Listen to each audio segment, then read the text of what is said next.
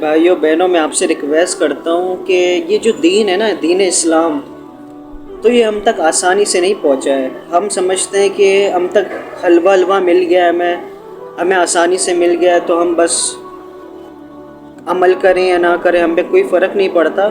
لیکن اس کے پیچھے ہم ہسٹری دیکھیں تو بہت صحابہ کرام نے قربانیاں دی ہیں، بہت شہید ہوئے اس دین کی خاطر، کیونکہ انہوں نے اللہ پاک کے حکم کو امپورٹنٹ سمجھا، اللہ کے دین کو امپورٹنٹ سمجھا، اور حضور صلی اللہ علیہ وسلم کے فرمان جو انہوں نے فرمایا کہ اس دین کو پوری دنیا میں پھیلاؤ، تو اس کو امپورٹنٹ سمجھتے ہوئے انہوں نے اس دین کو پوری دنیا میں پھیلایا۔ تو اس کے پیچھے بہت سیکریفائسز ہیں، بہت اسٹرگل ہے، انہوں نے بہت محنت کی۔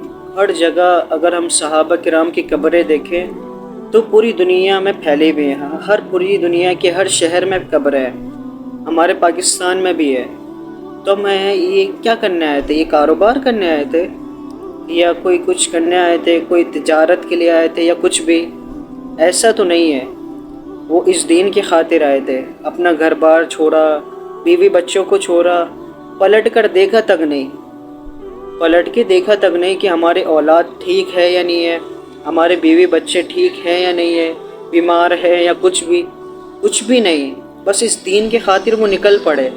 انہوں نے نہ کچھ سوچا نہ سمجھا، بس حضور صلی اللہ علیہ وسلم کے فرمان کو امپورٹنٹ سمجھا، اللہ کے حکم کو امپورٹنٹ سمجھا اور اللہ کے دین کو امپورٹنٹ سمجھا۔ باہر ملک میں ایک نان مسلم تھا، اس کو کسی بھی مذہب میں سکون نہیں ملتا تھا، کسی مذہب میں۔ تو وہ کہتا تھا، ایک بندے نے بولا، اس کو مشورہ دیا کہ تم مسلمان ہو جاؤ۔ تو بولا میں مسلمان کیسے ہوں؟ بولا یہاں پہ پاس میں مسلمان کی ایک ہوٹل ہے، تو وہاں پہ جا کے آپ کلمہ پڑھ لو، ان کو بولو تو میں مسلمان کر دیں گے۔ یہ مسلمانوں کی غفلت بتا رہا ہوں میں آپ کو۔ تو پھر وہ بندہ وہاں جاتا ہے تو وہاں کے ورکرز ہوتے ہیں، ان سے بولتا ہے کہ مجھے مسلمان ہونا ہے۔ تو پھر بولتے ہیں کہ اس کو مسلمان کیسے کرے؟ وہ حیرت میں پڑ جاتے ہیں ورکرز، مسلمان ہونے کے باوجود ان کو یہی نہیں پتہ کہ انسان کو مسلمان کیسے کیا جاتا ہے۔ بولتا ہے کہ تم کل آنا، ہمارے آنر آئیں گے تو وہ تمہیں مسلمان بنائیں گے، تمہیں کلمہ پڑھائیں گے۔ تو اگلے دن وہ آتا ہے تو آنر بھی پریشان ہو جاتا ہے۔ آنر بولتا ہے میں اس کو کیسے مسلمان کروں؟ میرے پاس تو کچھ اس کے ذہن میں کچھ ہوتا ہی نہیں ہے، اس کے دماغ میں کچھ ہوتا ہی نہیں ہے۔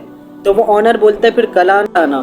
پھر وہ اخبار پڑھ رہا ہوتا ہے اگلے دن آنر، تو پھر آنر جب اخبار پڑھ رہا ہوتا ہے تو اس کے اخبار میں اس بندے کی خودکشی کی خبر سنائی دیتی ہے کہ اس بندے نے خودکشی کر لی۔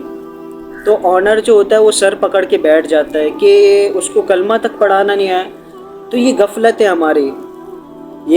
ہماری کہ ہمیں مسلمان تک کرنا نہیں آتا، لوگوں کو گائیڈ تک کرنا نہیں آتا اپنے اسلام کے خاطر۔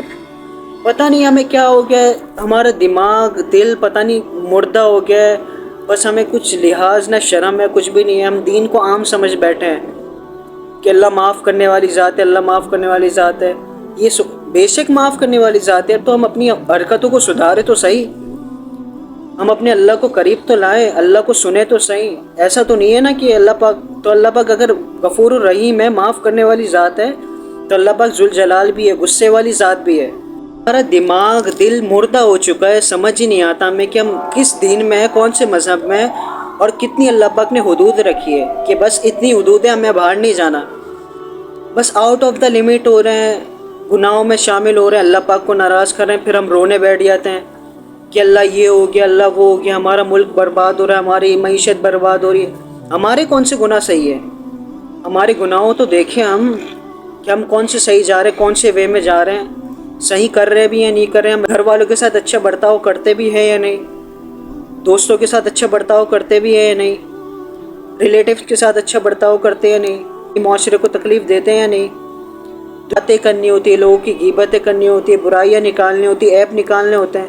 ہمارا دین یہ تو نہیں سکھاتا، ہمارا دین صرف محبت کا نام ہے، محبت سکھاتا ہے، لوگوں کے ساتھ اچھا برتاؤ سکھاتا ہے، اور اپنے دین کے احکامات پورا کرنا سکھاتا ہے، اور حضور صلی اللہ علیہ وسلم کے طریقوں پہ چلنا سکھاتا ہے۔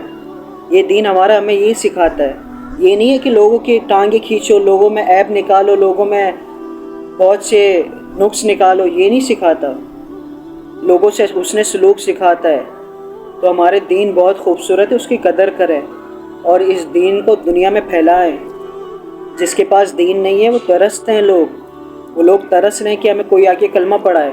باہر کنٹریز میں جا کے دیکھیں لوگ ترستے ہیں کلمے کے لیے. تو دین کی قدر کریں اور اس کو اہمیت دیں, اور کچھ بھی نہیں ہے. اللہ تعالیٰ ہم سے بھی خوش ہوگا اور ہماری آنے والی نسلوں سے بھی خوش ہوگا اگر ہم پرفیکٹ ہو گئے. تو ہمیں پرفیکٹ ہونا پڑے گا اپنے دین کے لیے, دین میں انوالو ہونا پڑے گا.